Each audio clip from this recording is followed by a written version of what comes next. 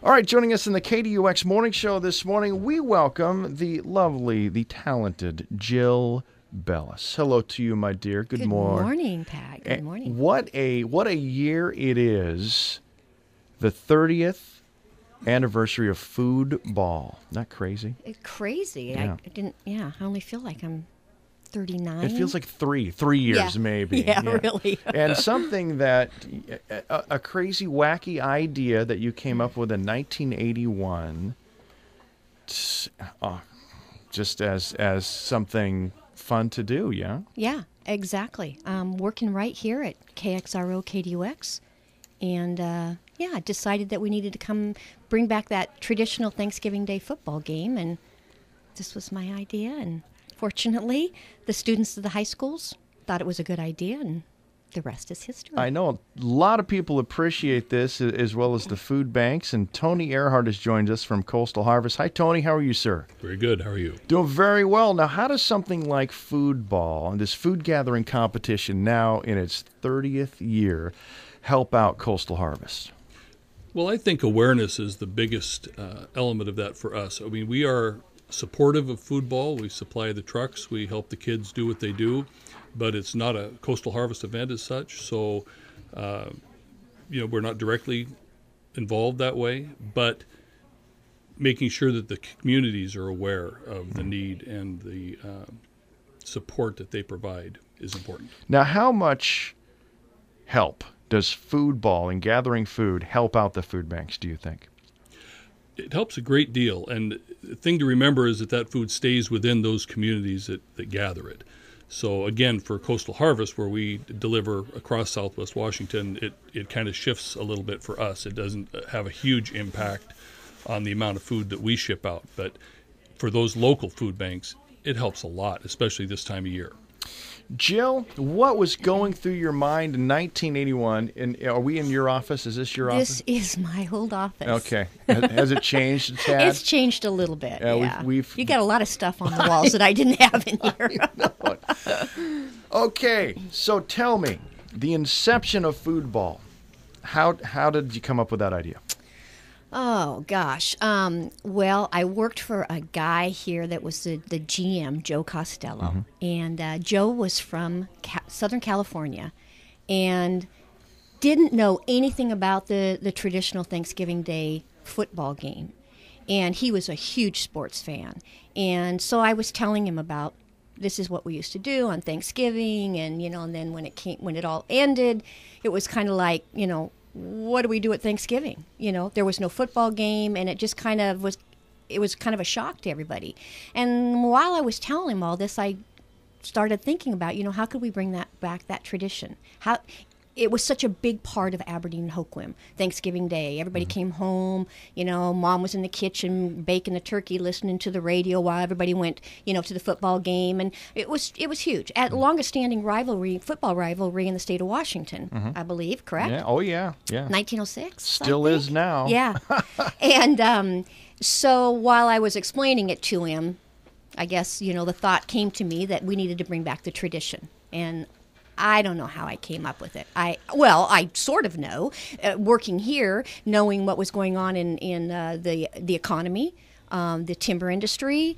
There was a strong need for food in our food banks, and came up with the idea, told Joe. I was a mere early 22, right in there. And he said, go to the high schools, pitch them, see if they like it.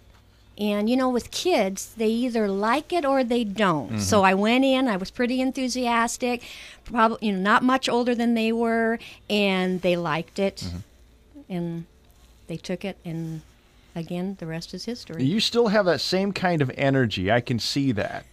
I can see why they would want to get involved in something like this. When you think that this is the 30th year, would you have ever dreamed that something like this would stick around? Never. No. I every single year, I'm not as involved as I was in the past. I mean, the students really, they do it on their own. It's kind of a, it's well-oiled machine now, the way they do it.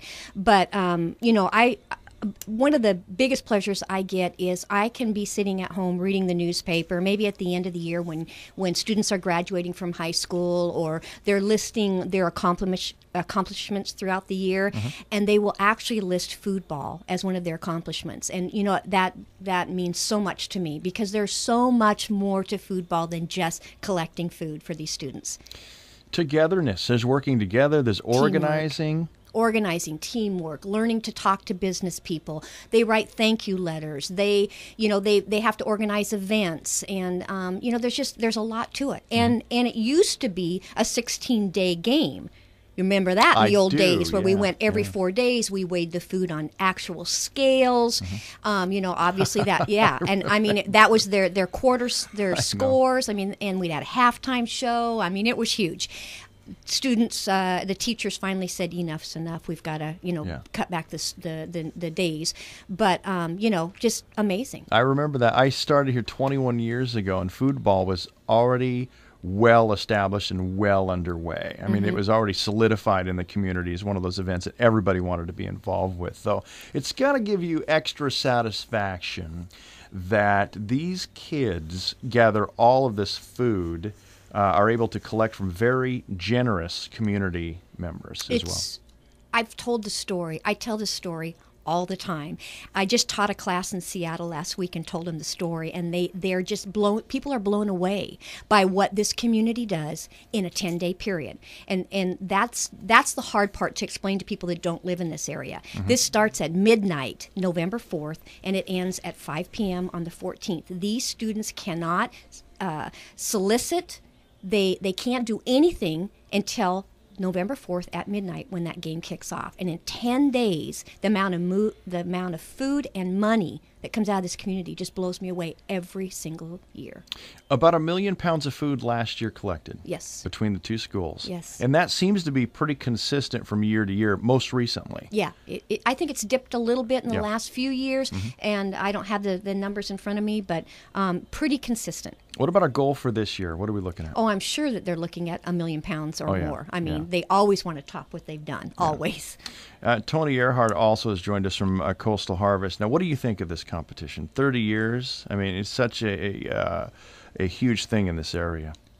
Well, the thing to me, being a longtime harborite, is I like what it does for the kids. I like that it builds that sense of community. I mean, you listen to Jill, and you can hear that sense of what it's like to grow up on the harbor. We've always kind of been out at the end of the road, and people need to take care of each other here because we're the only ones here. And I think it's great to see these kids have that opportunity to step up, and boy, do they. And it just shows you what a great bunch of kids we have to watch that enthusiasm and the hard work. I mean, they go out day after day, hour after hour, and find new, unique ways to seek those dollars and cans of food. And I think it's great from that perspective. And, of course, it feeds the hungry, and it's pretty hard to beat that. This Friday, Foodball kicks off.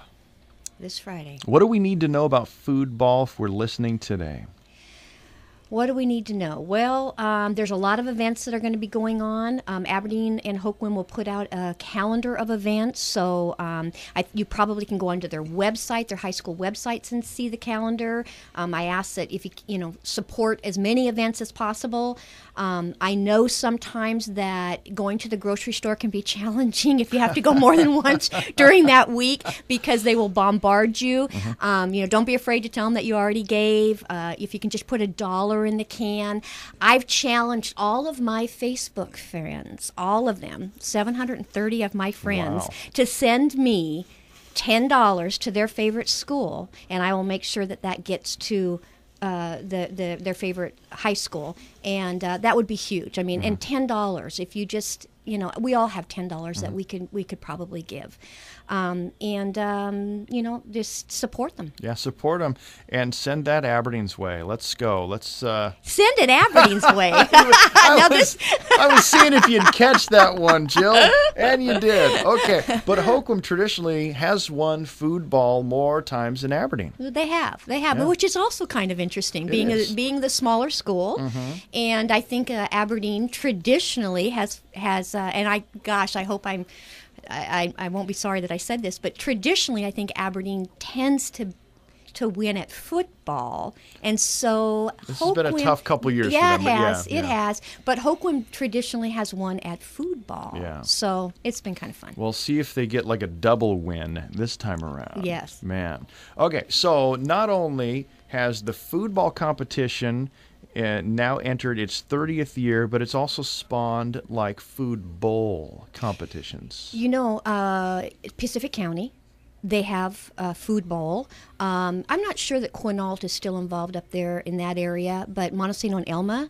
And I have been contacted by alumni from all over, from Midwest to Texas to all over, wanting me to start food balls. I wish I could do it for a living, but that isn't working. But there's a really active food ball also in the North Bend area. There's some alumni up there, and they compete. And I just saw some classmates last summer at a class reunion, and they said it's going strong up there.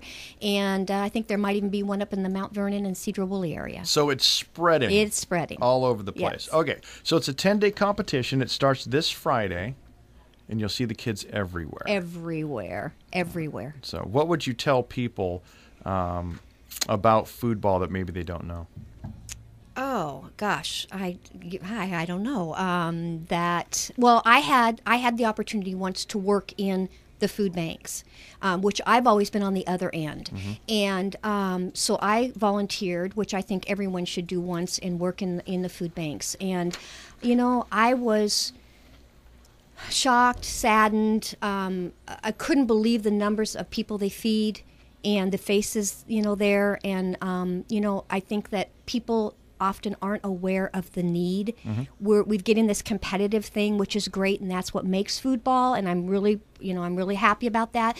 But I just think, you know, everyone needs to really know there are a lot of hungry people out here in Grace Harbor County, and a lot of people that need food, and you know, all I can do is say support. One final thing, Jill. In 1981, here at the radio stations, when you were working here, let's talk about some of these colorful characters that were here at the time. Talking about Reese Doug Davis, Doug McDowell, Randy Rhodesy. God, you got to help me on this. The gals in the front office. We had Stacy and myself, and we had Bob Eubanks, who, you know, rest in peace. Man. Bob Eubanks, what a guy. Yeah. Salesman in the back. He was always pitching foodball and trying to come up with ways to sell it. I know. Love that. Of course, Joe Costello was the right. general manager, and I know I'm forgetting a few other people. I'm drawing a blank. Al Dale was here. Rob Rasmussen. Dave Benson. Messenger. Lynn Benson was the PD at the time. What was it like? Describe that working environment, that crew. Oh, I have told people this was like the best job I ever had was here. I think I was telling Tony in the lobby, I think I made all of about $800 a month and thought I died and gone to heaven because it was a blast here. I probably would have worked for free, but I didn't want Joe Costello to know that. Yeah. But it was great. I mean, there was so much energy here. And you know what? We're all still great friends. And those of us that haven't seen each other for a while have reconnected on Facebook. So that's great? fun. Yeah. And the years go on, but some things just remain the same, don't they? Yes. Right on. Foodball, the 30th anniversary. This Friday it kicks off, 10-day competition, and we're looking forward to it. So it's 3 decades. Yep.